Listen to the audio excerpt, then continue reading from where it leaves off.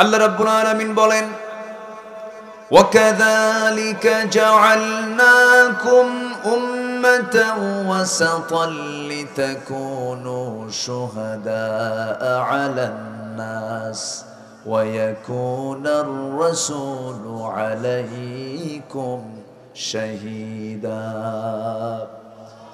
আমি এমনই করে তোমাদেরকে মধ্যম জাতি করে দুনিয়াতে পাঠিয়ে দিয়েছি। এই যে আল্লাহ বলেন আমি তোমাদের কেমনই করে মধ্যম জাতি করে পাঠিয়ে দিয়েছি, আল্লাহ তাআলা অর্থের ক্ষেত্রে মধ্যম শব্দটা প্রয়োগ করেছেন, আমরা মধ্যম জাতি, এবং আয়াতটা সেটিংও করেছেন, সাজিয়েছেন, সামনেও নয় শেষেও নয়, ঠিক মাঝখানে 143 জোরে কোন সুবহানাল্লাহ। তাহলে আমার আল্লাহর এই কিতাবটা অগোছালো না গোছালো, এলোমেলো না সাজানো?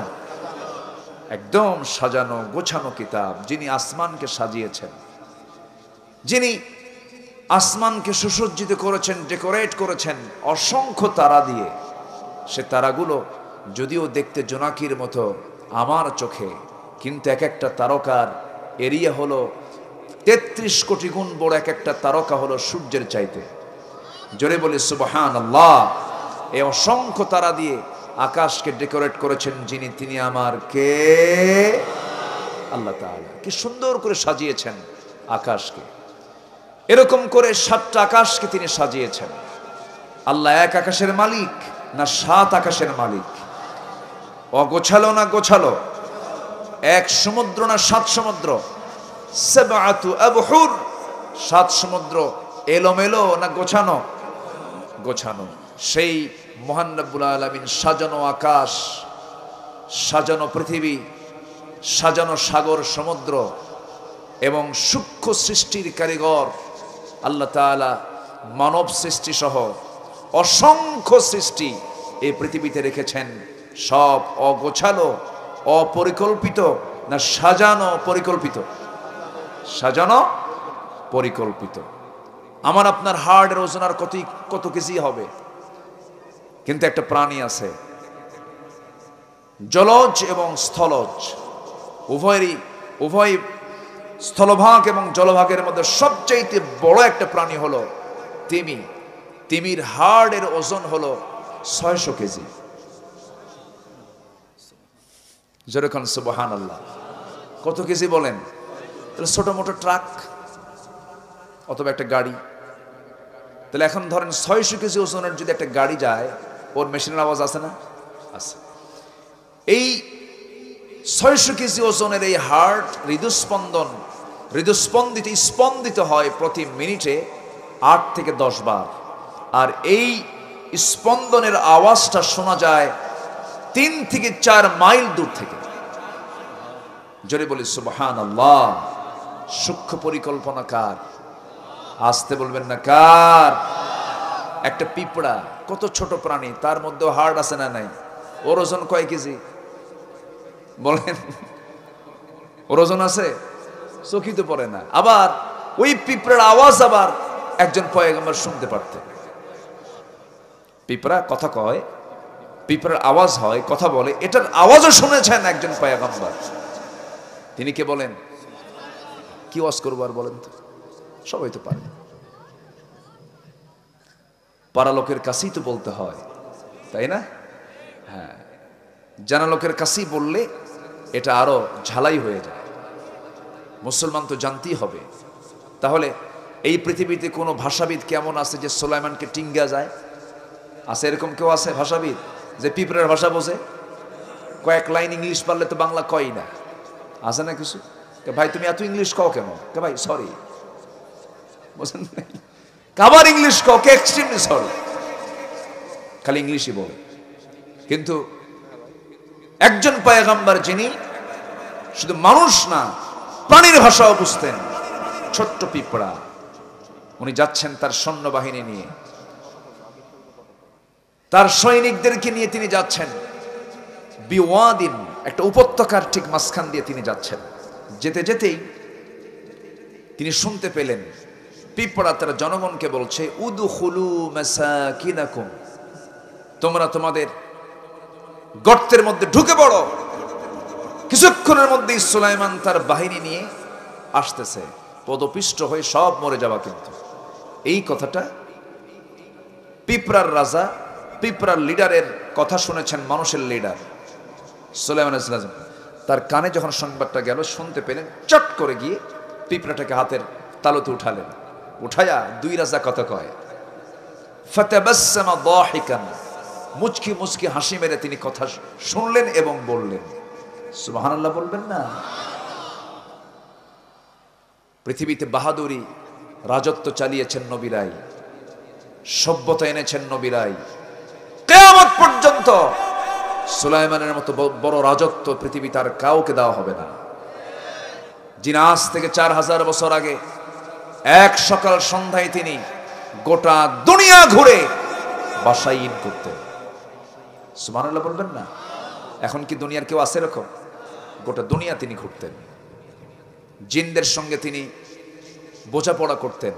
বাইতুল আকসার নির্মাণের ইতিহাস যারা জানেন, কোরআন বলছে বাইতুল আকসা নির্মাণ করেছেন জিনদের দ্বারা। কোন পয়গম্বর?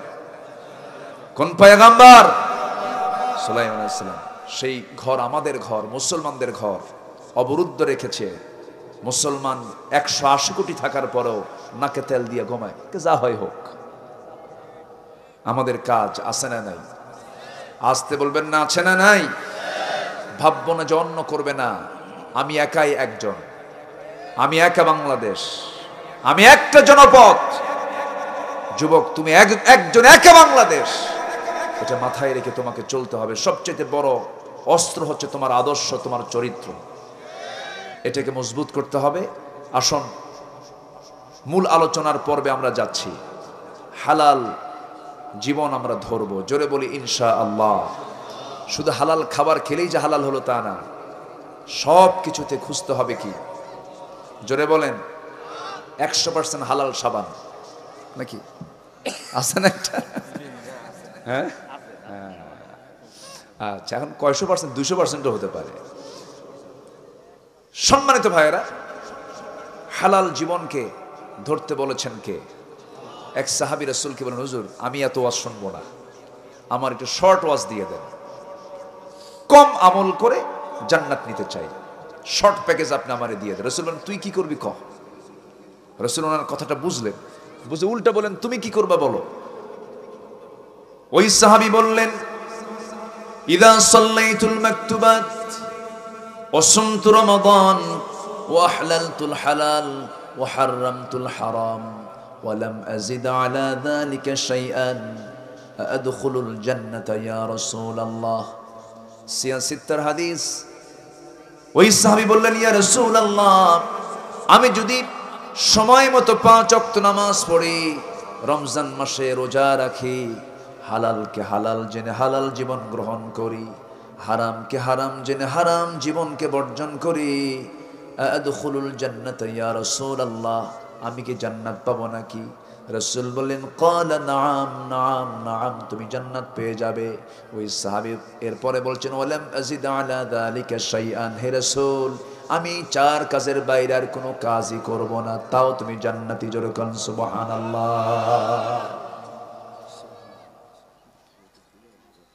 জীবনকে পরিবর্তন করার জন্য বেশি কিছু লাগে না আমার বন্ধুগণ।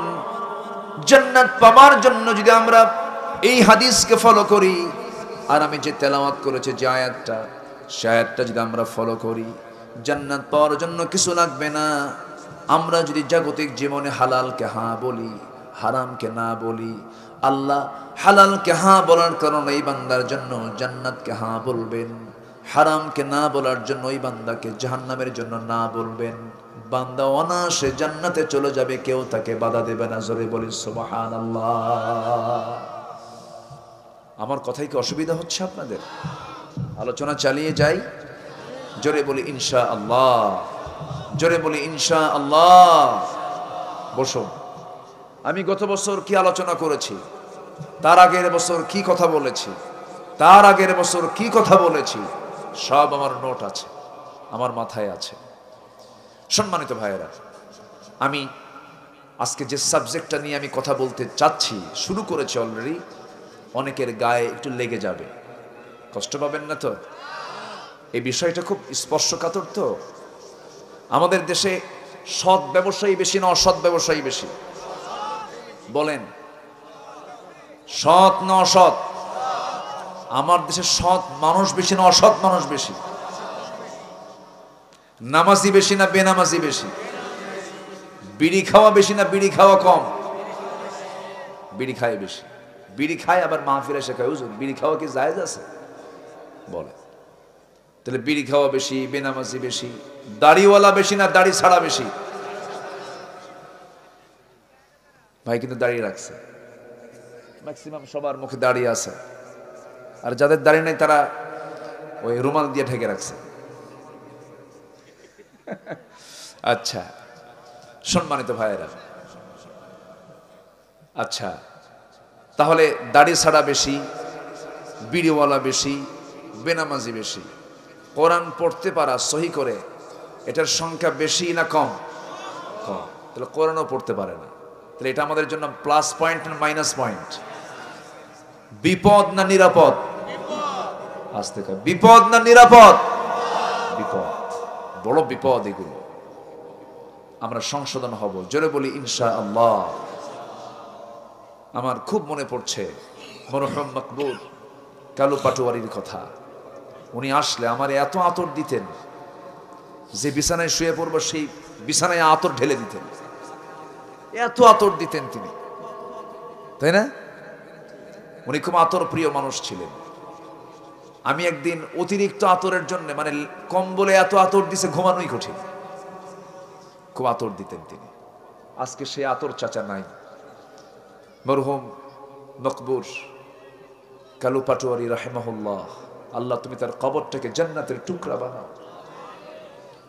আমি আসবো, উনি রাস্তায় দাঁড়ায় থাকতেন, বুড়া মানুষ, কাউকে খেদমত করতে দিতেন না, উনি নিজে খেদমত করতেন। আল্লাহ তুমি তার কবর, তার ভাইদের কবরকে জান্নাতের নূর দিয়ে মুনাফফার করে দাও। ভাই একজন বেঁচে আছেন, একজনই তো না? উনি কই? আছে তো না? দুজন আছে। 6 ভাই একসাথে ছিলেন, কিন্তু 4 ভাই নাই। সবার ছোট জন নাই, সবার বড় জন নাই, মাঝখানে 2 জন আছে, আরো 2 জন নাই, সব চলে গেছে। আমরা শিক্ষা নেব কোন জায়গা থেকে? এগুলোই তো শিক্ষা আমাদের, এদের চলে গেছে, শেখার কিছু নাই তো কোথাও। এগুলো তো সবচেয়ে বড় বই, এগুলোই স্টাডির জায়গা তো এগুলো। এই যে চলে গেছে, এখান থেকে তো শেখার অনেক কিছু আছে, আছে না নেই বলেন তো? আছে।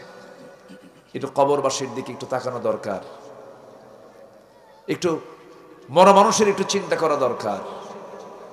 এগুলো ভাবনা একটু মাথায় গভীরভাবে আনলে একটা মানুষ ভালো হতে বাধ্য, ঠিক কিনা? ভালো হতে বাধ্য। তাহলে আমার দেশে সৎ মানুষ বেশি না অসৎ মানুষ বেশি? অসৎ। আজকে এমন ব্যবসায়ী গোটা পৃথিবীতে আছে, গোটা বিশ্বব্যাপী মদ বিক্রির পরিমাণ বছরে গড়ে প্রায় 1600 বিলিয়ন ডলার। 1600 billion dollar. পতিতাবৃত্তির কাজ যারা করে, বার্ষিক গোটা পৃথিবীতে গড়ে প্রায় 400 বিলিয়ন ডলার।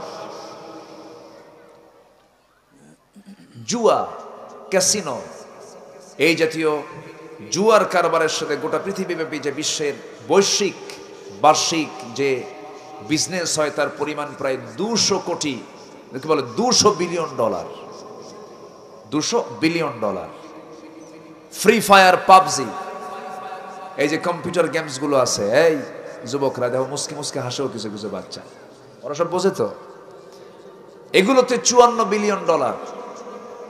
অবৈধ সোনা কারবারি, অস্ত্র বিজনেস, এগুলো সব মিলে বৈশ্বিক বার্ষিক গড়ে প্রায় 2685 বিলিয়ন ডলার বাণিজ্য চলে গোটা দুনিয়াতে। আমার দেশে এগুলো বাণিজ্য নাই তো? আসতে বলে আছে না নাই? তাহলে ওরা চায় সমাজে মদের বোতল থাকুক, ওরা চায় লাইসেন্স থাকুক পতিতাবৃত্তির, ওরা চায় জুয়া থাকুক, ক্যাসিনো থাকুক, আকাম কুকাম সবকিছু থাকুক। যারা চায় এগুলো থাক, আপনারা কি চান এগুলো থাক? আসতে বলেন, আরো জোরে বলেন, আপনারা কি চান? তাহলে আপনি চান না, ওরা চায়। ওরা কি আপনাকে বন্ধু মনে করে? আসতে বলে, ওরা কি বন্ধু মনে করে? আপনি কি মনে করেন? কই শত্রু মনে করলেন? কোথায় শত্রু ভেবেছি আমরা? আমরা শত্রু মনে করিনি তো। তাদের সাথে আমাদের দহরম মহরম চলে, যারা মদের বোতল নিয়ে বসে থাকে। আছে না নাই? কত বড় সাহস বান্দার! আল্লাহ ১৫০০ বছর আগে বললেন মদ হারাম, আর বান্দার কত বড় দুঃসাহস বলে না লাইসেন্স দিতে হবে। কার বিরুদ্ধে যুদ্ধ? আসতে বলবেন না, কার বিরুদ্ধে যুদ্ধ? সুদ তো আমার দেশে নাই, বলবো? কথা বলবো? কারো কোনো কষ্ট নাই তো? আচ্ছা, সুদ এই কারবার মানে হলো আল্লাহর বিরুদ্ধে যুদ্ধ করা, মারাত্মক অপরাধ। তাহলে এই সমস্ত অপরাধগুলোকে মাথায় রেখে আমরা তাহাজ্জুদ পড়ি, আমরা কপাল কালো বানাই, আমরা কি করি? হজ করি, আমরা নফল নামাজ পড়ি, জিকির আজগার করি, দান সদকা করি, মসজিদ বানাই, মাদ্রাসা বানাই, কিন্তু মদ আছে, জুয়া আছে, জেনা আছে, সুদ আছে, ঘুষ আছে, সবই আছে। তাহলে ওই লোকের মতো হলো এক চোর গেছে মসজিদে নামাজ পড়তে কোরবানির আগের জুম্মা। তাহলে কোরবানির আগের জুম্মায় খতিব কিসের ওয়াজ করে? কোরবানির। এমন ওয়াজ দিছে, চোর ওর দিল গলে গেছে, ভাবলো আমাকে কোরবানি দিতেই হবে, প্রয়োজনে চুরি করে হলো, প্রয়োজনে চুরি করে হলো, চুরি করে গরু কিনে আনতেছে মসজিদের সামনে দিয়ে। ইমাম সাহেব ফজরের সময় বের হবে নামাজ পড়বে ওযু বানানোর জন্য। ইমাম দেখে বলে, ব্যাপার এত রাতে গরুর দড়ি হাতে কেন? হুজুর আপনার জন্যই তো। আমার জন্য মানে? হুজুর গরু চুরি করে আনলাম, কি করবা? কুরবানি দেব। কুরবানি দিবা, আমি কি চুরি করে আনতে বলছেন? হুজুর চুরি করে আনতে বলেন নাই, কিন্তু আপনি যে বয়ানটা দিছেন, আপনি এই বয়ানে আমি অস্থির হয়ে গেছে, যেমন করে হোক আমাকে কুরবানি দিতে হবে। তোমার তো এই কুরবানি হবে না। হুজুর আমি জানি আপনি এই জাতীয় কথা বলবেন, কিন্তু আমি একটা হিসাব করছি। কি হিসাব? আমার অঙ্ক হলো কুরবানির যে সওয়াব, প্রতি পশমে একটা করে নেকি, আর চুরি একটা গুনাহ। দেখেন, চিন্তা করেন, চুরি কয়টা গুনাহ? একটা গুনাহ, আর পশমে পশমে একটা করে নেকি। আচ্ছা ধরেন আমার চুরি করার গুনাহ আর কোরবানির সওয়াব যদি উদ্বৃত্ত নাও থাকে, প্লাস মাইনাস মাইনাস, মাঝখান দিয়ে আমার গোশত খাওয়া তো বোনাস, সওয়াব না হোক, এরকম চিন্তা করা কিছু কুশলী কুচিন্তার মানুষ সমাজে আছে না নাই? আসতে বলবেন না, আছে না নাই? রমজান আসলে পাগলা হয়ে যায়, রমজান আসলে দাড়ি কাটা বন্ধ, নামাজ এমন পড়া পড়ে, সারা বছর তো পড়ে নাই। আবার হুজুর একটা ভাড়া করে, হুজুর একটু ওমরায় আপনাকে নিয়ে যাবো, আপ ডাউন ফ্রি, আপনি আমাকে নিয়ে যান, সব আমলগুলো শিখাই দিবেন, কারণ আমি সারা বছর নামাজ পড়ি নাই। বাইতুল হারামে গিয়ে প্রত্যেক ওয়াক্তে 1 লক্ষ গুণ সওয়াব বেশি, একদম তুলে নেব সারা বছরের সব। আপনি চলেন, আর আপনি আমার জন্য এমন দোয়া দিবেন, সেই দোয়ায় যেন আমি জান্নাত পার হয়ে জাহান্নামে যাই। যা তুই জাহান্নামে। এরকম কিছু লোক আমার দেশে আছে না নাই? আসতে বলবেন না, আছে না নাই? এমন করে জান্নাত পাওয়া যাবে না। হালালকে ক্লিয়ার করতে হবে, হারামকে ক্লিয়ার করতে হবে। হারামকে শরীর থেকে মাইনাস না করে, জীবন থেকে মাইনাস না করে, আমার আমল থেকে, কর্ম থেকে, ব্যবসা থেকে, চাকরি থেকে, সব জায়গা থেকে হারামকে না মাইনাস করে আমি যদি হারামকে প্লাস করে যদি কোনো আমল করি, আল্লাহর দরবারে কোনো ইবাদত মঞ্জুর হবে না। নাউজুবিল্লাহ। সাইয়েদনা আবু বকর সিদ্দিক রাদিয়াল্লাহু তাআলা আনহু গভীর রাতে প্রচন্ড ক্ষুধা, পেট নিয়ে বাড়িতে ঢুকলেন। বউটাকে লক্ষ্য করে বলছেন, বউ আমার কোনো খাবার আছে নাকি? হ্যাঁ আছে খাবার, এই যে খাবার, আপনি খান। প্রশ্ন করলেন না, ক্ষুধার যন্ত্রণায় তিনি খেয়ে ফেললেন। এরপরে বললেন, শোনো, এই খাবারের উৎসটা কি? এই খাবার তুমি কোথা থেকে পেয়েছো আমাকে বলো তো। উৎস যখন তিনি জানলেন, তার কাছে সন্দেহ লাগলো, হারাম মনে হলো। মুখের মধ্যে 5টা আঙ্গুল ঢুকায় দিয়া জোর করে বমি করে ফেলে দিয়ে বললেন, শোনো আমার স্ত্রী, আল্লাহর কসম করে বলি, হারাম কোনো খাবার পেটের মধ্যে গেলে কোনো ইবাদত তার মঞ্জুর হবে না। একজন সাহাবী সাদ বিন আবি ওয়াক্কাস রাদিয়াল্লাহু তাআলা আনহু যে দোয়া করতেন সেই দোয়াই কবুল হয়ে যেত। সবাই বলেন, সাদ রে, তুমি যখনই হাত উঁচু করার সঙ্গে সঙ্গে দোয়া কবুল হয়ে যায়, এর কারণটা কি? সাদ বিন আবি ওয়াক্কাস বলেন, শোনো, আমার ব্যক্তিগত তেমন কোন আমল তেমন কিছু নাই, তবে একটা আমল আমি করি, সেটা হলো আমি আমার জীবনে কোনো খাবার আমার পেটের মধ্যে কখনো আমার জানা মতে কোনোদিন হারাম একটা দানাও পেটের মধ্যে তুলি নাই। জোরে বলি সুবহানাল্লাহ। আমার ভাইরা, আল্লাহ রাব্বুল আলামিন একই বিষয়ে কিছুক্ষণ পর আবার বলছেন, ইয়া আইয়ুহাল্লাযীনা আমানু কুলু মিন তাইয়্যিবাতি মা রাযাকনাকুম ওয়াশকুরু লিল্লাহি ইন কুনতুম ইয়্যাহু তা'বুদুন। জোরে বলুন আল্লাহু আকবার।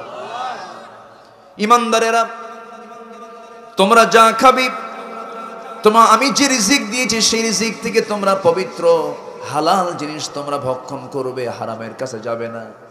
আল্লাহ রাব্বুল আলামিন হারাম করে দিয়েছেন, আবার কি কিতাব বলছেন, হারাম খাবার কিন্তু বেশি না, হালাল খাবার বেশি না, হারাম খাবার বেশি। হারাম খাবারের সংখ্যা বেশি না হালাল খাবারের সংখ্যা বেশি? হালালই বেশি তো। কেন না? হারাম খায় বেশি, কিন্তু খাবারের যে পরিমাণ আল্লাহ তাআলা হারাম বেশি দিয়েছেন না হালালি বেশি দিয়েছেন? হারাম তো বেশি কিছু না। সুদ খাওয়া কি হারাম? হারাম প্রাণীও বেশি না। আল্লাহ রাব্বুল আলামিন বলেন, ইন্নামা হাররামা আলাইকুমুল মাইতাতা ওয়াদ-দামা ওয়া লাহমাল খিনজির ওয়া মা উহিল্লা বিহি লিগাইরিল্লাহ ফামান ইদতুররা গায়রা বাগিন ওয়ালা আদিন ফালা ইসমা আলাইহি ইন্নাল্লাহা গফুরুর রহিম। জোরে বলুন আল্লাহু আকবার। তোমাদের জন্য মৃত প্রাণীকে হারাম করা হয়েছে, রক্তকে হারাম করা হয়েছে, শুকুরের মাংসকে হারাম করা হয়েছে, আল্লাহর নামে জবাহ হয় না এমন প্রাণীকে হারাম করা হয়েছে। এখানে একটা প্রশ্ন আসতে পারে, সেটা হলো মৃত প্রাণী খাওয়া যাবে না, মৃত ছাগল খাওয়া যাবে না, মৃত মুরগি খাওয়া যাবে না, মৃত গরু খাওয়া যাবে না, মৃত মহিষ খাওয়া যাবে না, কিন্তু সাগরের যে মাছগুলো, এটা কি জীবিত বেশি না মরা বেশি? খাওয়া জায়েজ আছে না নাই? আছে না নাই? কেন?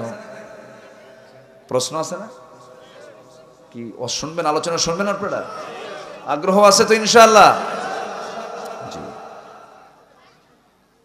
মরা প্রাণী খাওয়া হারাম, মাইতাতা, কিন্তু আল্লাহ তাআলা মরা প্রাণীকে হারাম করার পরেও এই যে মাছগুলো, জলজ প্রাণীগুলো আল্লাহ রাব্বুল আলামিন মরা হলেও আল্লাহ তাআলা এটাকে জায়েজ করেছেন। কেন করেছেন? এর অবশ্যই হিকমত আছে না নাই? আসতে বলবেন না, আছে না নাই? একটু পরের দিকে যাচ্ছি, মূল লাইনের দিকে আসি। আমার ভাইয়েরা, হারাম কোনো খাদ্যের দিকে যাওয়া যাবে না, হারাম কোনো কাজের দিকে যাওয়া যাবে না, হারাম পন্থা অবলম্বন করা যাবে না। আপনি একটা মহিলাকে পছন্দ করতেই পারেন। ও যুবক, তোমার কাছে একটা মেয়ে ভালো লাগতেই পারে, ভালো লাগবে, এটা স্বাভাবিক। কারণ পুরুষ নারীর দিকে আকর্ষিত হবে, নারী পুরুষের দিকে আকর্ষিত হবে, এটা ন্যাচারাল। এটা কে করে দিয়েছেন? আসতে বলবেন না, কে করে দিয়েছেন? কিন্তু আল্লাহ দেখতে চান বান্দা বান্দের সম্পর্ক বৈধ না অবৈধ। দেখতে চান আল্লাহ, হারাম না হালাল, হালাল সম্পর্ক দেখতে চান। বিবাহ পূর্ব যত সম্পর্ক আছে সমস্ত সম্পর্কগুলো হলো অবৈধ। ওয়ালা মুত্তাখিদি আখদান ওয়ালা মুত্তাখিদাতি আখদান, গোপন গোপন কোন সম্পর্ক তৈরি করা যাবে না। কিন্তু আজকে দেখবেন, আগে হোটেল তৈরি হতো, লোকালয়ে মানুষের মাঝে বেশি হোটেল থাকতো, খাবার হোটেল থাকতো। আজকের হোটেলগুলো লোকালয়ে বেশি না আড়ালে বেশি? লক্ষ্য করছেন কি আপনারা? এগুলো লোকালয়ে বেশি না আড়ালে বেশি? আড়ালে বেশি। এবং অনেক দূরে গ্রামের ভিতরে নিরিবিলি একদম কবুতরের ঘর বানায় রাখছে। কিসের ঘর? মানে জোড়ায় জোড়ায় যেন বসে থাকে। হ্যাঁ, পার্ক না, পার্ক তো আছে, লেখা থাকে শিশু পার্ক, কিন্তু বসে আছে শিশুর মায়েরা, খালারা, ঠিক কিনা? আর 14ই ফেব্রুয়ারি তো আমি এখানে আসি, এ একটা ঐতিহাসিক দিন আজকে, না? দিন তো পার হলোই। হ্যাঁ, ফাইন, আপনি সুন্দর কথা বলেছেন। ওয়ালা তাকরাবুজ জিনা ইন্নাহু কানা ফাহিশাতাও ওয়া সাআ সাবিলা। 14ই ফেব্রুয়ারি এটা একটা নিকৃষ্ট পথ, ওয়া সাআ সাবিলা, ওয়া সাআ সাবিলা, ঠিক কি না? এগুলোকে যারা প্রমোট করছে, 14ই ফেব্রুয়ারি, 31শে ডিসেম্বর, 1 এপ্রিল,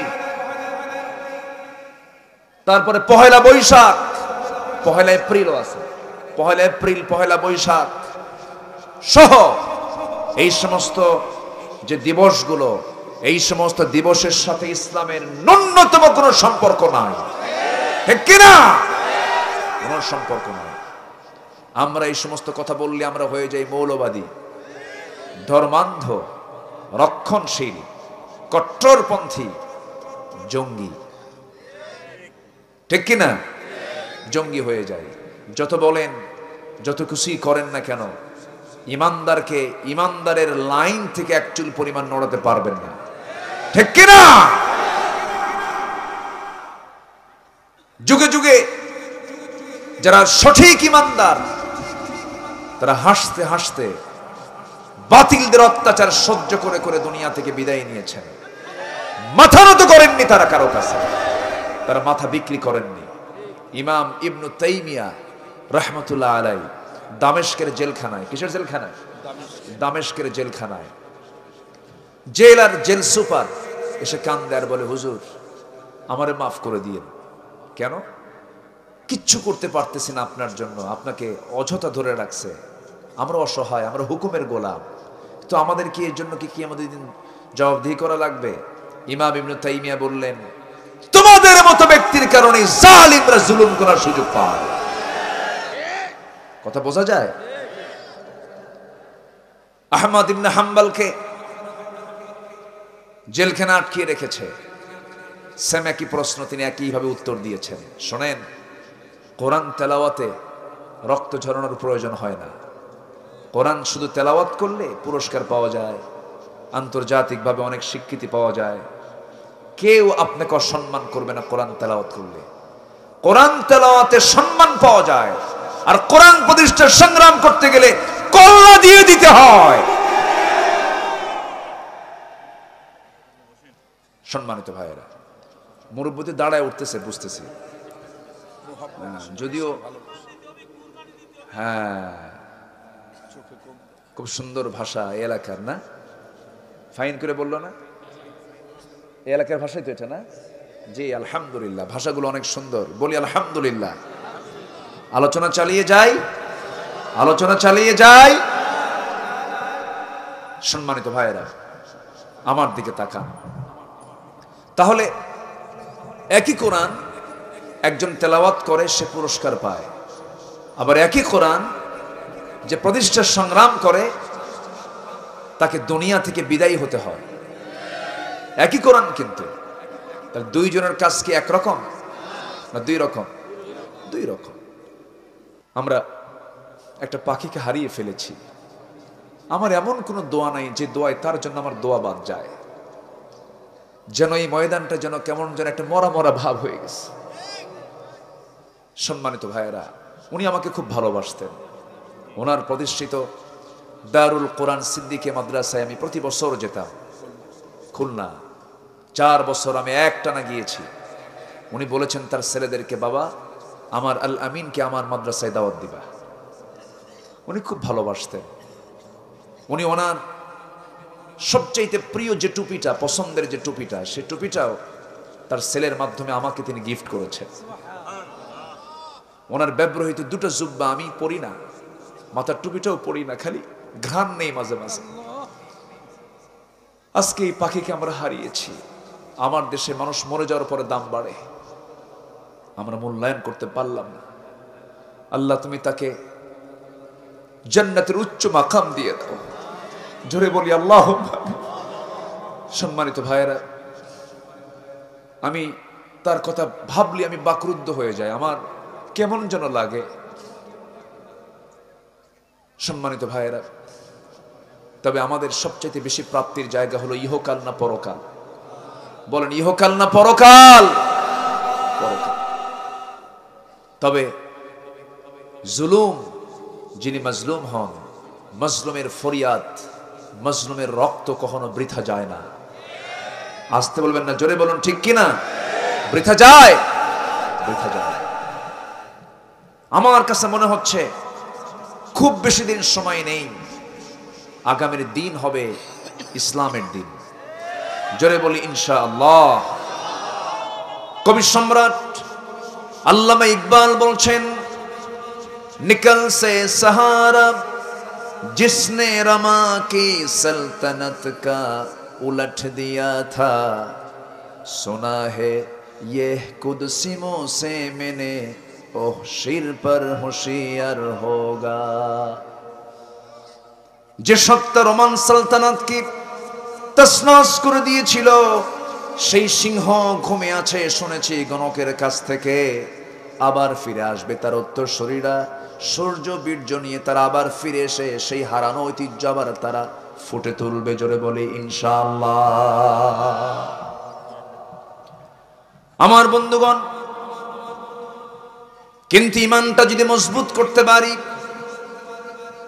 যে ইব্রাহিমকে আগুনে ফেলে দিয়েছিল, সেই ইব্রাহিমের জন্য আগুনটা জান্নাতের টুকরা হয়েছিল। ইমানের নূরের কাছে আগুনটা নিভিয়ে গিয়েছিল। আল্লামা ইকবাল বলছেন, আজভি হজু ইব্রাহিম কা ইমা পয়দা আগ কর সকতি হ্যায় এক আন্দাজ গুলিস্তা পয়দা। আজ কোথাও যদি উদয় হয় ইব্রাহিমের মতো ইমান করতে পারে অগ্নিকুণ্ডে খুবসুরত এক গুলিস্তান। জোরে বলুন আল্লাহু আকবার। যুগে যুগে যারা আল্লাহর পথে যারা লড়াই করে গেছেন, তাদের তামান্না ছিল 1000 বার মরব, 1000 বার যদি আল্লাহ জীবিত করেন 1000 বার শহীদ হয়ে যাব, তবু বাতিলের কাছে আমরা মাথা নত করব না। আল্লামা ইকবালের সেই কালোজয়ী কবিতাগুলো ইতিহাস অমর হয়ে আছে।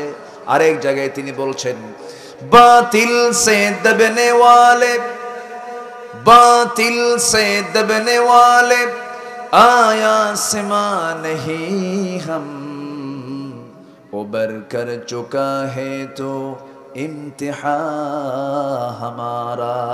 জোরে বলুন আল্লাহু আকবার।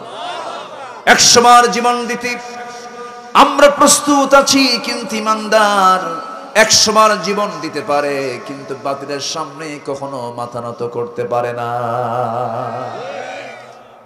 সাহাবায়ে কেরামের শিক্ষাগুলো দিয়ে গেছেন, আল্লাহর নবীর এই শিক্ষাগুলো দিয়ে গেছেন।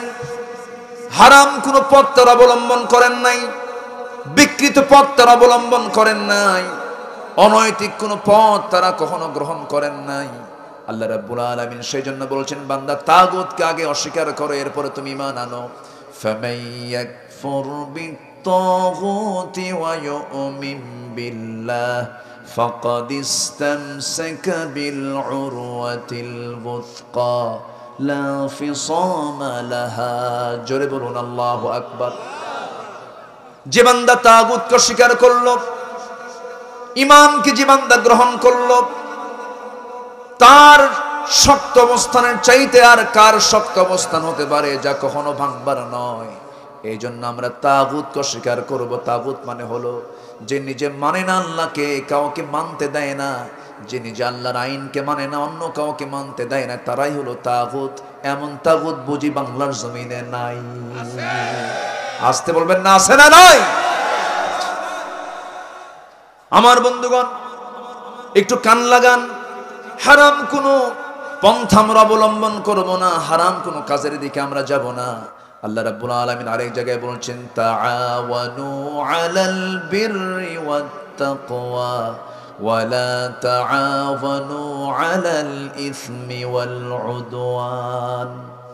ভালো কাজে, পুণ্যের কাজে পরস্পরকে সহযোগিতা করো, হারাম কাজে, যেটা অবৈধ কাজ, পাপের কাজ, সেই কাজে তোমরা পরস্পরকে সাহায্য করতে যেও না। কার কথা? আসতে বলবেন না, কার কথা? আল্লাহর কথা। আজকে মদ সমাজ অ্যাভেলেবেল হয়ে গেছে, মদের বোতল রাজবাড়ী জেলার মনে হয় কোথাও পাওয়া যায় না। আসতে বলবেন না, আছে না নাই? রাজবাড়ী জেলার, শুধু রাজবাড়ী জেলার প্রবলেম নয় এটা, শুধু যশোরের প্রবলেম নয়, শুধু ফরিদপুরের প্রবলেম নয়, গোটা দেশের 64 ডিস্ট্রিক্টেই, 64 জেলাতেই মদের বোতল পাওয়া যায়, মদের দোকান পাওয়া যায়। কিন্তু এদিকে প্রশাসন বলে, হুজুর মাদকের বিরুদ্ধে কথা বলবেন। একটা প্রশ্ন করব আপনাকে, কূপের মধ্যে বিড়াল পড়ে মরে আছে, আপনি পানি পরিষ্কার করার জন্য আগে বিড়াল তুলবেন না পানি তুলবেন? আগে কি তুলতে হবে বলেন? বিড়াল তুলতে হবে। মরা বিড়াল কূপের মধ্যে রেখে যদি গোটা কূপের পানিও যদি তুলে শেষ করে ফেলেন, কূপ কি পাক হবে নাকি? কূপ পাক হবে? পাক হবে না। মদের ফ্যাক্টরি রেখে দিলেন, মদের লাইসেন্স রেখে দিলেন, কিয়ামত পর্যন্ত আপনি ওয়াজ করেন, মাদক দ্রব্য নিয়ে আপনি কথা বলে ওয়াজ করে যান, কোনোদিন বন্ধ করতে পারবেন না। জেনা বন্ধ করতে পারবেন না। পর্দার বিধান না হলে পরে একটা মেয়ে উলঙ্গ হয়ে অর্ধলগ্ন হয়ে রাস্তায় ঘুরে বেড়াচ্ছে, ছেলেকে বলতেছে খবরদার তাকাবি না, এটা কি কাম হবে? কাম হবে না। বরঞ্চ তার গায়ে আগে কাপড়টা ঢেকে দিয়ে বলতে হবে পর্দার বিধানটা আগে জারি করো, তাহলে তাকাবে না। কিন্তু মেয়েকে উলঙ্গ করে রেখে দিয়েছে বলে তাকাবি না, ইফটিজিং মামলা দেব। এটা তো সিস্টেম নয়। আমার বন্ধুগণ, পর্দার ব্যাপারে কথা বললে আমাদেরকে বলা হয় রক্ষণশীল। মদ এমন একটি গুনার নাম, রাসূল নিজে বলেছেন, আল খামরু উম্মুল খাবাইস। মদ হলো সমস্ত পাপের মা, সমস্ত পাপের মা। রাসূল বলে দিয়েছেন পাপ, সমস্ত পাপের মা কেমনে হয় দেখেন। কোন এক আল্লাহওয়ালা, কোন এক আল্লাহর ওলি এক নগরে বসবাস করতেন। ওই নগরী একজন জঘন্য চরিত্রহীনা নারীর বসবাস ছিল, পতিতা নারীর বসবাস ছিল। সেই মহিলা টার্গেট করলো, জীবনে বহু হাজারো পুরুষের জীবন নষ্ট করেছি, এই আল্লাহর ওলিকে টার্গেট করলাম। টার্গেট করে কোনো একদিন বেকায়দার মধ্যে ফেলে দিয়া তাকে একাকী ঘরের মধ্যে তুলে ফেলেছে। বলতেছে, শোনো তুমি কে আমি চিনি, আমাকে তুমি চিনতে পারো নাই, তবে আমি হলাম এই নগরের সবচেয়ে খারাপ একজন নারী, পতিতা নারী। তুমি যদি আমার 3টা কথা ফলো করো তুমি নিরাপদ, আমি তোমাকে বিপদে ফেলবো না। 3টার যে কোনো একটা তুমি আমার ফলো করবে, নচেত আমি একটা এমন চিল্লানি মারবো, শহরের নগরের সমস্ত লোক এসে তোমাকে এই অবস্থায় দেখলে তোমার মান সম্মান ডুবে যাবে। এই 3টা কাজের 1 নাম্বার কাজ হলো, এই যে মদের বোতল, এখান থেকে এক ঢোক তোমাকে খেতে হবে, ছেড়ে দেব, অথবা আমার সঙ্গে জেনা করতে হবে। নাম্বার 2। নাম্বার 3, এই যে শিশু বসে আছে একে খুন করতে হবে। আল্লাহওয়ালা মনে মনে চিন্তা করে, খুন তো প্রশ্নই আসে না। কাতালান নাসা জামিআ, একটা মানুষকে মেরে ফেলা মানে গোটা বিশ্বের মানুষকে মেরে ফেলে দেওয়া, এটা সম্ভব না। জেনা করলে কি ঈমান থাকে না? এটাও সম্ভব নয়। মদের বোতলের দিকে বারবার তাকায় মনে মনে চিন্তা করে, যদিও গুনার কাজ, আমাকে তো বাঁচাও দরকার। এটাকে তিনি দুর্বল মনে করলেন, 3টার মধ্যে দুর্বল মনে করলেন। যখন তিনি মদের বোতলটা খুলে যখন একটা ঢোক মেরে দিয়েছেন, তাল না মাতাল? আসতে কয়, মানুষ মদ খেলে তাল হয় না মাতাল হয়? মাতাল হয়ে যায়। কোন এক বেচারে মদ খায়া রাত 3টার দিকে গেছে বাড়ির সামনে, বাড়ির সামনে দাঁড়ায়া বউকে ডাক দেয়। বউ ডাক শুনি ভাবছে যে আমার স্বামী রাত 3টার দিকে আসা মানে খাইছে কিছু নাকি। বউ তো জানে স্বামীর রিপোর্টটা কি। আচ্ছা, স্বামীর খবর সবচাইতে পৃথিবীতে সবার আগে বেশি বোঝে কে? স্ত্রী। স্ত্রীর খবর সবার আগে বেশি বোঝে কে? স্বামী। দেখেন আল্লাহ তাআলা বলছেন, হুন্না লিবাসুল লাকুম ওয়া আনতুম লিবাসুল লাহুন্না। বিশাল বিষয়। কিন্তু স্বামী যদি সার্টিফিকেট দেয় আমার বউটা ভালো, আল্লাহ বলবেন ওই বান্দি আমার ভালো। জোরে বলেন সুবহানাল্লাহ। তাহলে সার্টিফিকেট নিতে হবে স্বামীর জন্য কার কাছ থেকে? স্ত্রীর কাছ থেকে, স্ত্রীর জন্য স্বামীর কাছ থেকে। রাসূল নিজেও বলেছেন, আমি সার্টিফিকেট নিয়েছি, আমি আমার বউদের কাছে ভালো। জোরে বলি সুবহানাল্লাহ। বউয়ের কাছে ভালো হওয়া কিন্তু সহজ না। বউয়ের কাছে ভালো হতে হলে একদম রিয়েলি আপনাকে ভালো হতে হবে। মানুষের কাছে ভালো হওয়া যায়, মানে পাবলিক ক্যারেক্টার আর পার্সোনাল ক্যারেক্টার দুই রকম না। বউ পার্সোনাল এবং পাবলিক দুটোই বোঝে। এজন্য আমাদের সবার চেষ্টা করতে হবে দুনিয়ার কারো কাছে যতটুকু না ভালো আছি, সবচাইতে বেশি ভালো হতে হবে কার কাছে? স্ত্রীর কাছে ভালো থাকতে হবে। কারণ বউ জানে আমার স্বামী কত নাম্বার লুচ্চা। কথা বোঝেন না? বউ জানে। আপনি যত বড় বুজুর্গ হন, যদি আপনি বুজুর্গ না হন, রিয়ালি একদম সোজা মুখে বলে ফেলবেন কত নাম্বার বুজুর্গ আমার জানা আছে, বসো। কথা বোঝেন না? এটাই আমার নবীজি কি ব্যক্তিত্ব সম্পন্ন ছিলেন যে তার স্ত্রীরা বলতে বাধ্য হয়েছেন, এমন চরিত্রের মানুষ আমরা দেখি নাই। জোরে বলি সুবহানাল্লাহ। তো বউ এখন রাতের আধারে দরজা খুলতে ভয় পাচ্ছে। রাত 3টায় ও তো মদ খেয়ে আসছে, কি করা যায়? ছেলেটাকে ডাক দিয়ে বলে, আব্বা তুমি একটু ওঠো, তোমার আব্বা আসছে, আমি ভয় পাচ্ছি, চলো একসঙ্গে দরজা খুলি। দরজা খুলতে নিয়ে দেখে চোখ লাল টকটকা। চোখ যদি লাল টকটকা হয় তাহলে কি খাইছে বলেন? আর ঠোঁট যদি কালো কুসকুস হয় তাহলে কি খাইছে? বিড়ি। দেখেন কি সিস্টেম আল্লাহ, একদম মানে ওর মুখে সিল মেরে দিছে। মদ খাবি চোখ লাল হয়ে যাবে, বিড়ি খাবি ঠোঁট কালো হবে, চিহ্নিত করে দিয়েছেন আল্লাহ তাআলা, তাই না? বালা মান কাসাবা সাইয়্যাতাও ওয়া আহাতাত বিহি খাতিআতুহু। আমি আয়াতের উপরে এর আগে এখানে আলোচনা করেছি, আমার মনে আছে। তো এখন দরজা খোলা মাত্রই চোখ লাল টকটকা। বইয়ের দিকে তাকায়া বলতেছে, আম্মা আসসালামু আলাইকুম। বউ কয়, হাই রে আমার পোড়া কপাল রে, তোমার কি একটু হুঁশ হলো না? যুবক ছেলে সামনে দাঁড়ায় আছে, তার সামনে তুমি আমার আম্মা বলে ডাকো? এরকম বেকুবি আচরণ করে নাকি? আমি তোমার কি একটু বোঝো না? একটু কি হুঁশ নাই তোমার? এই যে একটা ছেলে দাঁড়ানো, ছেলের দিকে তাকায়া বলে, দুলা ভাই আসসালামু আলাইকুম। কি কথা কি বুঝতেছেন? তাহলে দোষ কি ওর? কিন্তু ওকে মাতাল করে দিল কি? কি মাতাল করে দিল? মদ ওকে মাতাল করে দিয়েছে। আল্লাহ তাআলা মদ ১৫০০ বছর আগে হারাম করে দিলেন। আজ পর্যন্ত আমার দেশে ৭১ দেশ স্বাধীন হলো, আজকে ২০২৪। চুয়াডাঙ্গার দর্শনায় কেরুয়ান কং, ওখানে মদ বানায়। গত বছর, আগের বছর, তার আগের বছর, কয়েক বছর যাবত ওই মদ বিক্রি করে বেশ কিছু টাকা কামাই হচ্ছে, আলহামদুলিল্লাহ। কি কইছেন আপনি? নাউজুবিল্লাহ কইছেন না আলহামদুলিল্লাহ কইছেন? ও নাউজুবিল্লাহ কইছেন? যাক, আমরা কোথায় আছি বলেন? কথা বলবো? কোনো সমস্যা নাই তো? জোরে বলি ইনশাআল্লাহ। তাহলে মাছ কেন হারাম হলো না? মরা প্রাণী। কথা বাদ আছে না? ওটা শুনবেন না? এদিকে আল্লাহর ওলি ঢুকে, আল্লাহর ওলিকে পেঁচে ফেলায় দিছে কে? এক খারাপ নারী, এবং তাকে দিয়েছে 3টা অপশন, মদ খাবি, জেনা করবি, নয় কি করবি? হত্যা করবি। মাঝখানে 2জন ওঠে কেন? এক নম্বর। আবার আসবেন? আবার আসবে তো নাকি?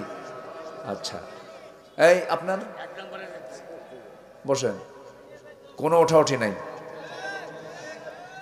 হ্যাঁ? ঠিক আছে কি না? আমি খুব বেশি কষ্ট দেব না, এই তো আর কিছুক্ষণ, আর একটু সময় আমি চাচ্ছি। আমাকে কষ্ট সময় দেওয়া যাবে না ইনশাআল্লাহ? একটু বসেন, আপনারা আসতে দেরি করেছেন, আমি আরো আগে উঠতে চেয়েছিলাম। হ্যাঁ, ফজর আজান পর্যন্ত থাকেন আপনারা, আমি চলে যাব না। আমার কি আর সম্ভব? আমার তো এক রাত না, আমার তো সব রাত। সব দিকে তাকাতে হবে। আমাদের ওয়াজ বেশি দরকার না আমল বেশি দরকার? ওয়াজ বেশি দরকার না আমল বেশি দরকার? হালাল গ্রহণ, বলেন হালাল গ্রহণ, হারাম বর্জন। জোরে বলি ইনশাআল্লাহ। মনে থাকবে তো? আমার বন্ধুগণ, ওই আল্লাহর ওলি মদটাকে বেছে নিলেন, মনে করলেন বুঝি আমি মদ্যপান একটু করলেই বেঁচে যাব। না না, আল খামরু উম্মুল খাবাইস, মদ তো সমস্ত পাপের মা। যখন তিনি একটা ঢোক মেরে দিয়েছেন, যে জীবনে জর্দা খায় নাই, প্রথম দিন যেদিন তার জীবনের প্রথম দিন জর্দা খাবে, মাথা ঠিক না ব্যাঠিক, শীত হয়ে পড়ে যাবে। মদের বোতল থেকে এক ঢোক যখন মেরে দিয়েছে, মাতাল হয়ে গেছে। মাতাল যখন হয়ে যায়, জেনাটা তার জন্য কঠিন না সহজ হয়ে যায়? জেনাও হলো, তখন তার জন্য খুন করাটাও কঠিন হয় না সহজ হয়? খুন হয়ে গেল, একটা পাপ আর একটা পাপকে টেনে আনে, তার নাম হলো মদ। সেই মদ যুবকরা যারা তোমার হাতে তুলে দিতে চায়, যেই ইয়াবা তোমার হাতে তুলে দিতে চায়, অবৈধ নারী যারা তোমার হাতে তুলে দিতে চায়, খুব মনোযোগ দিয়ে শোনো, সে তোমাকে জাহান্নামের দিকে নিয়ে যেতে চায়। যে নেতৃত্ব মানতে গেলে মদের বোতল তোমার হাতে তুলে দেয়, নারী তোমার হাতে তুলে দেয়, তারপরে জুয়ার আসর তোমার হাতে তুলে দেয়, ওই সমস্ত নেতৃত্বের মুখে আমরা থুতু মারি, জুতা মারি। রাজি আছেন কারা কারা? হাত উঁচু করে দেখেন মুসলমান।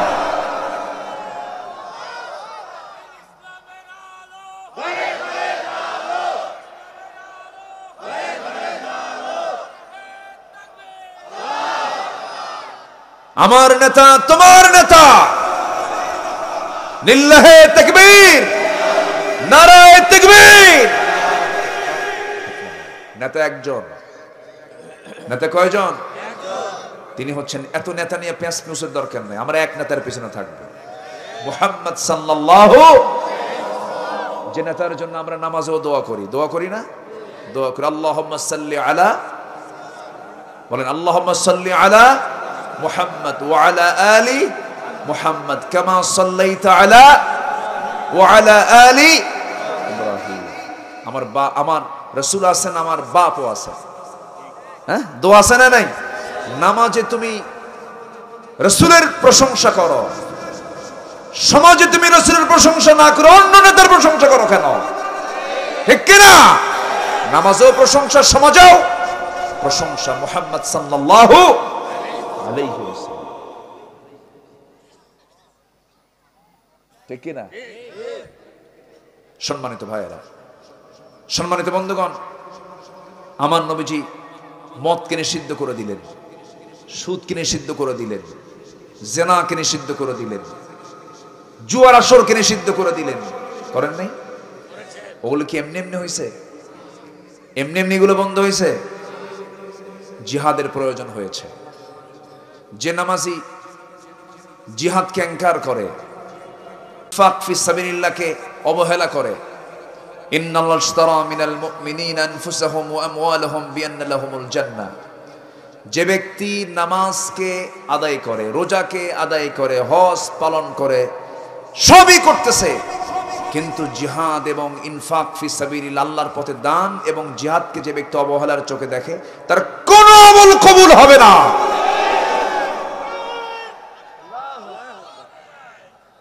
সম্মানিত ভাইয়েরা, আল্লাহ তুমি সবাইকে বোঝার তৌফিক দাও, জোরে বলি আমিন। নিজেকে চেনার তুমি তৌফিক দাও খোদা, তোমাকে চেনার তুমি তৌফিক দাও। নিজেকে চেনার তুমি তৌফিক দাও আল্লাহ, তোমাকে চেনার তুমি তৌফিক দাও। আমি কার গোলাম? আমি কার গোলাম? আমি যে আল্লাহর গোলাম, আমাকে চেনার দরকার আছে না? কাকে চিনবো? আবার কাকে চিনবো? আমার নেতাকেও চেনার দরকার আছে না নাই? আমার সবচেয়ে বিশ্বস্ত বন্ধু হচ্ছেন মুহাম্মদ সাল্লাল্লাহু, আর সব বন্ধু হলো অবিশ্বস্ত, কোনো গ্যারান্টি নাই। আর আমার বিশ্বস্ত বন্ধু মুহাম্মদ সাল্লাল্লাহু আলাইহি ওয়াসাল্লাম, কি বন্ধু আমার, যাকে সব জায়গায় লাগবে। সে কোন বন্ধু বলো বেশি বিশ্বস্ত? সে কোন বন্ধু বলো বেশি বিশ্বস্ত? যার কাছে সব কথা বলা যায়, যার কাছে সব কথা বলা যায়, হওয়া যায় বেশি আশ্বস্ত, তার নাম আহমদ বড় বিশ্বস্ত। সে কোন বন্ধু বলো বেশি বিশ্বস্ত, যেজন কখনো ব্যথা দিতে জানে না, যেজনকে বলি মুছে দেয় বেদনা, ঠিক কিনা?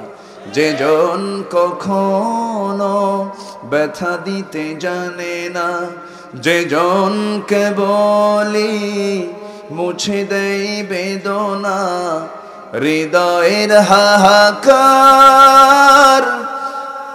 হৃদয়ের হাহাকার আপন করে নিতে আর কারব এত প্রশস্ত, তার নাম আহমদ বড় বিশ্বস্ত।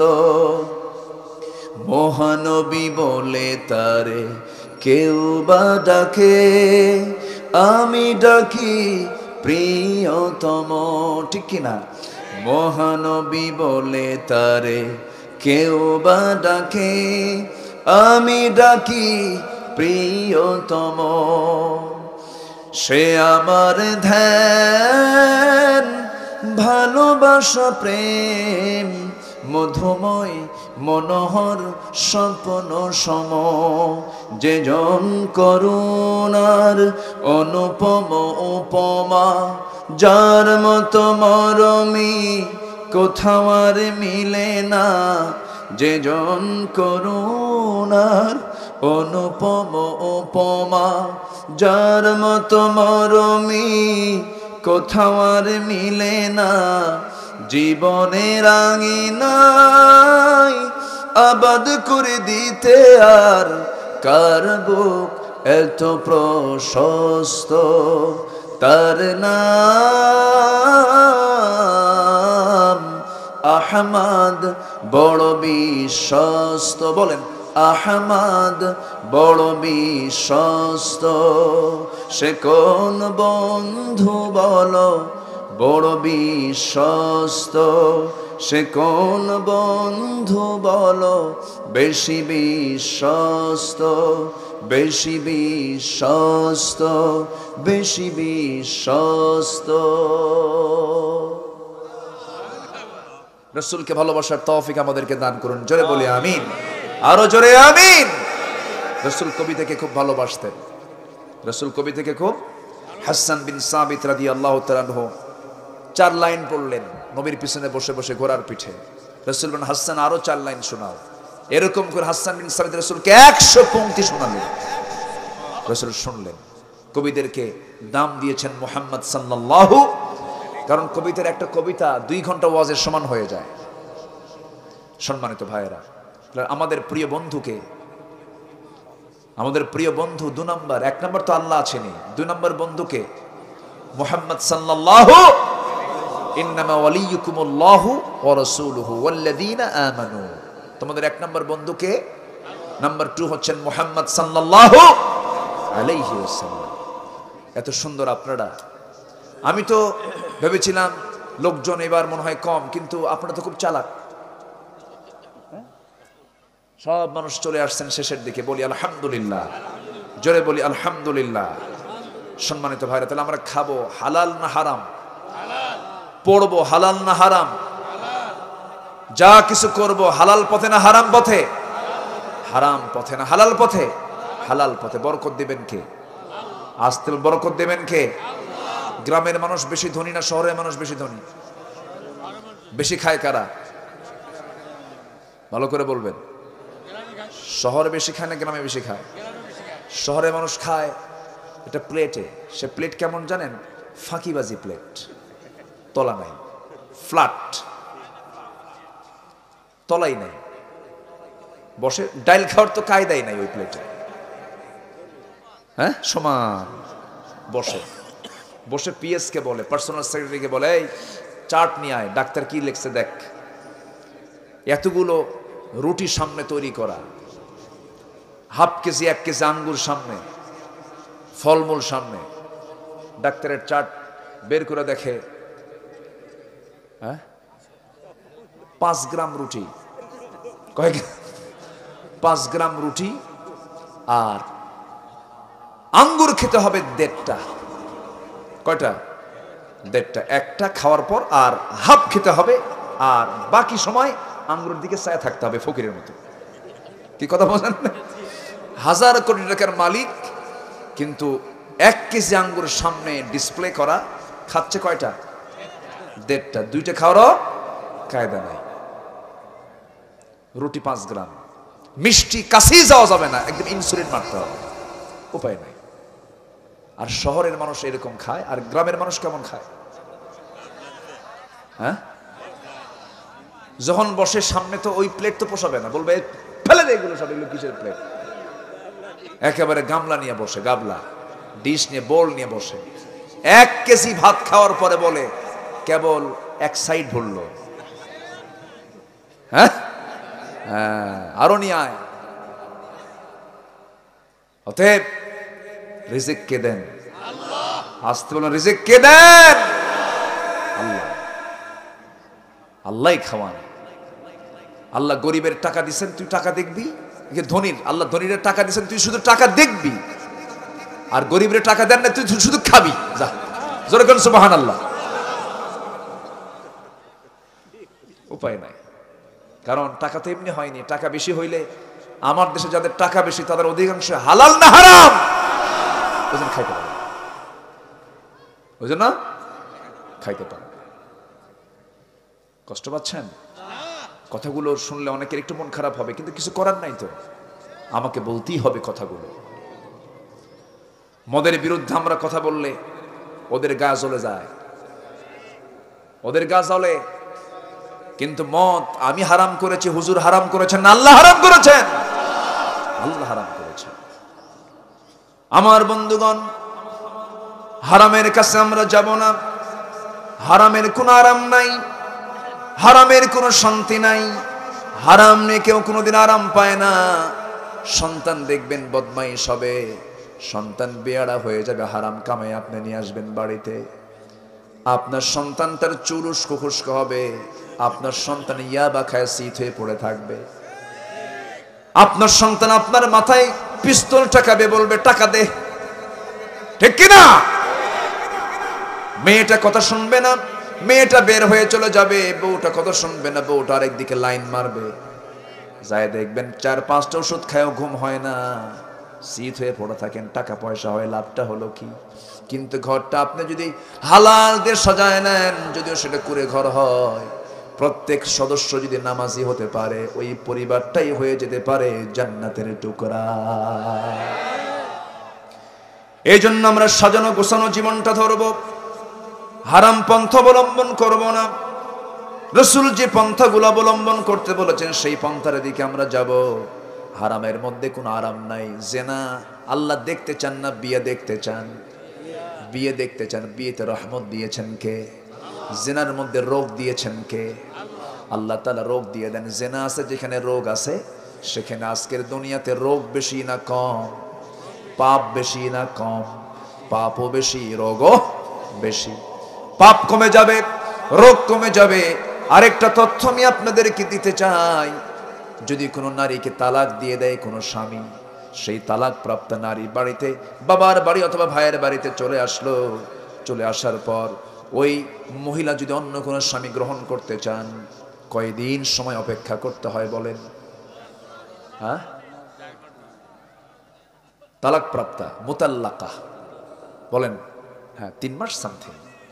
হ্যাঁ, 3টা তুহুর তার যেতে হবে, তাই না? হ্যাঁ, 3 ইদ্দত তাকে পার। আল মুতাল্লাকাতু ইয়াতারাব্বাসনা বিআনফুসিহিন্না সালাসাতা কুরু। 3 কুরু পর্যন্ত তাকে অপেক্ষা করতে হবে। 3 মাস সামথিং, 3 মাস কিছু দিন তার যেতে হবে। কেন? একটা প্রশ্ন। আবার একটা নারীকে তালাক দিল, তাকে অপেক্ষা করতে হবে 3 মাস কিছু দিন। কিন্তু কোন স্বামী মারা গেল, তখন বউ কি হয়ে যায়? বলেন এলাকায় কি কয়? বিধবা হয়ে যায়। স্বামী হারালে তাকে কি বলে? বিধবা বলে। আমার দেশে আমি অনেকদিন আগে একটা ছেলে মোবাইল হারাইছে, মোবাইল। তো আমার বলতে, হুজুর মোবাইলটা হারায় আমি বিধবা হয়ে গেছি। কি কথা কি বুঝতেছেন? মোবাইল কত মানুষের জীবন যে শেষ করছে এই মোবাইল। কার বউ কে যে নিয়ে গেছে, ঠিক না? কার বউ যে কে নিয়ে গেছে এই মোবাইল। কত বড় যে বিপদ এটা। দূরত্ব যতই হোক, কি গ্রামীণ ফোনের একটা আছে না, দূরত্ব যতই হোক কাছে থাকুক, এই কাছে আইসা সব শেষ করে ফেলছে। গার্লফ্রেন্ড, বয়ফ্রেন্ড, জাস্ট ফ্রেন্ড, আর কি আছে কয় যুবকরা? কও না দেখছো তোমরা? হ্যাঁ, ক্লোজ ফ্রেন্ড। হ্যাঁ, আবার ব্রেকআপ, আরো কি কি যেন কয় না? হ্যাঁ, আরো কি কি যেন কয়। সব ওদের সাংকেতিক চিহ্ন আছে। বাবা এগুলো কইরো না, এগুলো শান্তি নাই, এগুলো শান্তি নাই, এগুলো কইরো না, মজা পাবান। ওর কাছে নালিশ করেছেন আমিরুল মুমিনিন, আমি হেরাম করতেছিলাম, ওই লোকটা হেরাম করতেছিল, সেটা শুনলাম সে নাকি রাজা জাবালা, আমার গালে একটা থাপ্পড় মারছে। সাইয়েদনা ওমর ফারুক বললেন, রাজা হোক প্রজা হোক, এই কাজটা করলো কেন? বিচার হবে। আল্লাহু আকবার বলবেন না? তুমি তো মাজলুম, বিচার হবে। রাজা জাবালাকে ডাক দিলেন, ডাক দিয়ে বলেন, রাজা জাবালা, তুমি একটা দেশের রাজা, আমি একটা দেশের রাষ্ট্রপ্রধান, কিন্তু তুমি যে দেশে তুমি উমরা করতে এসেছো তার একটা নির্দিষ্ট রুল আছে। ইহরামরত অবস্থায় তুমি ফালা রাফাথা ওয়ালা ফুসুক ওয়ালা জিদালা ফিল হজ, এটা একটা অপরাধ করেছো, কিন্তু একজন আল্লাহর বান্দার তুমি গালে থাপ্পড় মারছো, এটা তোমার বড় অপরাধ হয়ে গেছে। রাজা জাবালা বলে, অসম্ভব ব্যাপার, আমার আবার কিসের ভুল? আমি তো রাজা মানুষ, শুধু সাধারণ একজন প্রজা মানুষ, প্রজার গালে থাপ্পড় মারছো, ওমর তুমি কি করবা? আমার ওমরে ফারুক কয়, শোনো, তুমি রাজা, সে প্রজা, আমার কাছে এটা নয়, তুমিও বান্দা, সেও বান্দা, তুমি তার গালে যেমন ওয়েট করে থাপ্পড় মেরেছো, সেই থাপ্পড়টা তো খাইছে, আমি ওই বান্দাকে অর্ডার দিচ্ছি ওই ওজন অনুযায়ী তোর গালে একটা থাপ্পড় হাঁকায় দিক। আল্লাহু আকবার বলেন। কি চিন্তা! আনতাহকুমু বিল আদল ইন্নাল্লাহা নি'আম্মা ইয়া'iদুকুম বিহি। আল্লাহু আকবার বলেন। ইন্নাল্লাহা ইয়া'মুরুকুম বিল আদল ওয়াল ইহসান ওয়া ইতা'i যিল কুরবা ওয়া ইয়ানহা আনিল ফাহশা'i ওয়াল মুনকারি ওয়াল বাগই ইয়া'iদুকুম লাআল্লাকুম তাযাক্কারুন। সাইয়েদনা ওমর ফারুক রাদিয়াল্লাহু তাআলা এমন করে তার জীবনকাল পার করে দিয়েছেন। কি সিম্পল জীবন গ্রহণ করেছেন, কি সাধারণ জীবন গ্রহণ করেছেন। হারামের কাছেই তারা জানে, হারামকে তারা ভয় পেয়েছেন। আমরা হারামকে ভয় পাবো। জোরে বলি ইনশাআল্লাহ, আরো জোরে বলি ইনশাআল্লাহ, আরো জোরে বলি ইনশাআল্লাহ। হারামের কাছে আমরা যাব না। রাজি আছি না ইনশাআল্লাহ? রাজি আছেন কারা কারা দেখি? হারামের কাছে আমরা যাব না, আর হারামের কাছে যাব না। জোরে বলি ইনশাআল্লাহ। বলে ইয়া আল্লাহ, আমাদেরকে হারাম বর্জন করার তৌফিক দাও, হালাল জীবন গ্রহণ করার তৌফিক দাও। জোরে বলি আমিন, আরো জোরে আমিন, আরো জোরে আমিন। সম্মানিত ভাইয়েরা, আমরা দুনিয়ার লোভকে প্রাধান্য দেব না, আমরা আখিরাতের লোভকে প্রাধান্য দেব। জোরে বলি ইনশাআল্লাহ। আল্লাহর সৃষ্টির দুই পিঠ, একটা ইহকাল আর একটা কি পরকাল। আমরা কোন পিঠকে সামনে নিয়ে চলবো? পরকালকে, পরকালের পিঠকে সামনে নিয়ে চলবো। জোরে বলি ইনশাআল্লাহ। যুদ্ধের ময়দানে খলিফা ওসমান রাদিয়াল্লাহু আনহুর যুগ মনে হয় এটা, হ্যাঁ, তার শাসনামল আব্দুল্লাহ বিন সাদকে পাঠায়া দিলেন যুদ্ধ করার জন্য। রাজা জার্জিস, তারাবেলাস নগরী, রাজা জার্জিস সে পাঠিয়ে দিয়েছে মুসলিম মুজাহিদের বিরুদ্ধে সৈন্যদেরকে পাঠিয়ে দিয়েছে। পাঠিয়ে দিয়ে বলল যে তোমরা আব্দুল্লাহ বিন সাদের মস্তককে যদি কেউ হাজির করে এনে দিতে পারো আমার সামনে, আমার নিজের মেয়েকে তার সঙ্গে বিয়ে দেব, এমন অফার দিয়ে ফেলল। এইদিকে আব্দুল্লাহ বিন সাদ মুসলিম মুজাহিদদেরকে বললেন, শোনো, তোমরা যদি রাজা তারাবেলাস নগরীর রাজা জার্জিসের মাথা যদি আমার সামনে হাজির করতে পারো, ওই রাজা জার্জিসের মেয়ের সঙ্গে তোমাদেরকে বিয়ে দেবো। দুই দিকে দুই প্রস্তাব দিয়ে ফেলছে। কিন্তু মুসলিম মুজাহিদরা কি কোনো নারীকে পাওয়ার জন্য যুদ্ধ করতে গেছে? মুসলিমরা যুদ্ধ করতে যায় কি নারীকে পাওয়ার জন্য? অর্থকে পাওয়ার জন্য। যুদ্ধ শুরু হলো তুমুল ভাবে। সেই যুদ্ধে একজন মুজাহিদ, জুবাইর তার নাম, রাজা জার্জিসের মস্তক কেটে ফেলে দিয়ে কাউকে দেখালেন না, উনি রাজার সামনে থুয়ে চলে গেছে। কে রাজার সামনে মস্তক রেখে চলে গেছে কেউ জানেও না। এবং রাজকন্যাকে গ্রেফতার করে আব্দুল্লাহ বিন সাদের হাতে তুলে দিয়ে চলে গেছে। কিছুক্ষণ পর আব্দুল্লাহ বিন সাদ বলেন, কোন সেই ভাগ্যবান যুবক যে রাজা জার্জিসের মস্তককে আমার সামনে হাজির করেছে, বলো। কেউ সামনে আসে না। কিন্তু যিনি মেরেছেন সামনেই দাঁড়ানো, কিন্তু পরিচয় দিচ্ছেন না। আব্দুল্লাহ বিন সাদ বলছেন, বারবার বলার পরে কেন বলো না? এবার রাজা জার্জিসের মেয়ে তার বাপকে কে হত্যা করেছে সে নিজের চোখে দেখেছে। সে বলতেছে, ওই যে যুবকটা আমার বাপকে মারছে। সঙ্গে সঙ্গে আব্দুল্লাহ বিন সাদ বললেন, ও দিনের পথের মুজাহিদ, আমি বারবার বলছি কে মেরেছে রাজা জার্জিসকে, তুমি কেন আসো না, পরিচয় দাও না? সঙ্গে সঙ্গে সেই দিনের পথের মুজাহিদ জুবাইর বললেন, আল্লাহর দিনের মুজাহিদ, আল্লাহর দিনের সেনাপতি, যোদ্ধা সেনাপতি, আমাদের সেনাপতি, আল্লাহর কসম করে আমি জুবাইর বলছি, যুদ্ধের ময়দানে যুদ্ধ করতে গিয়েছিলাম কোন নারীকে পাওয়ার জন্য নয়, কোন অর্থকে পাওয়ার জন্য নয়, আল্লাহকে সন্তুষ্ট করার জন্য, কাউকে সন্তুষ্ট করার জন্য নয়। আল্লাহু আকবার বলে। আমাদের কোনো কামনা থাকা যাবে না। কামনা একটাই হলো আখিরাতে জান্নাত। আখিরাতে কি? জান্নাত। সে আখিরাতের জান্নাতের জন্য প্রিপারেশন নেব আমরা, জোরে বলি ইনশাআল্লাহ। এখন সবচেয়ে বড় শর্ত হলো, এক নম্বরে ভালোবাসবো আমরা কাকে? ভালোবাসে যদি তার হুকুম মানার দরকার আছে না নাই? হারাম ছাড়বো, হালাল ধরবো, জোরে বলি ইনশাআল্লাহ। আর মডেল বানাবো, আমার আপনার মডেল হলেন, আমার আপনার আদর্শের বাস্তব নমুনা হচ্ছেন মুহাম্মদ সাল্লাল্লাহু আলাইহি ওয়াসাল্লাম। রাসূলকে ভালোবাসবো এক জায়গায় না, সব জায়গায়। সূরতে সিরাতে সব জায়গায় মানবো আমরা। ঘাটে ঘাটে, মাঠে বাজারে, ব্যবসা বাণিজ্যে, রাজনীতি, সব জায়গায় আমরা মানবো মুহাম্মদ সাল্লাল্লাহু আলাইহি ওয়াসাল্লামকে। রাসূলকে মহব্বত করতে হবে, রাসূলকে ভালোবাসতে হবে। জীবনের চাইতে কম না বেশি? জীবনের চাইতে কম না বেশি? আমি আমার জীবনে ক্ষুদ্র স্টাডি করে ভাঙ্গাচুরা যে গবেষণাগুলো করেছি, আমার কাছে মনে হয় এই পৃথিবীতে নবীদের পরে সাহাবীদের স্থান কেন হলো, সাহাবীদের মর্যাদা কেন হলো, এর অন্যতম এক নাম্বার কারণ হলো তারা সত্যিকারই রাসূলকে তাদের জীবনের চাইতে বেশি ভালোবেসেছে। জোরে সুবহানাল্লাহ। রাসূলকে তারা জীবনের চাইতে বেশি ভালোবেসেছেন। এই জন্যই আল্লাহ তাআলা তাদের সম্মানকে, মর্যাদাকে বাড়িয়ে দিয়েছেন। সম্মানিত ভাইয়েরা, রাসূলকে সব সাহাবী ভালোবেসেছেন, কিন্তু আবু বকরের মতো? আস্তে কর, আবু বকরের মতো? সব সাহাবী ছিলেন, কিন্তু সবে আবু বকর না, সবে ওমর না। তো আমার নবীর একজন প্রিয় সাহাবী ছিলেন, তার নাম হলো জাবির। তার নাম কি বলেন? জাবির রাদিয়াল্লাহু তাআলা আনহু রাসূলকে খুব ভালোবাসতেন, মদিনার জাবির। এবং নবীজিকে খুব কাছ থেকে তিনি খেয়াল করতেন। ছোটখাটো খুঁটিনাটি কোনো প্রয়োজন হলে তিনি আগায় দিতেন, খুব ভালোবাসতেন। রাসূলও তাকে খুব ভালোবাসতেন।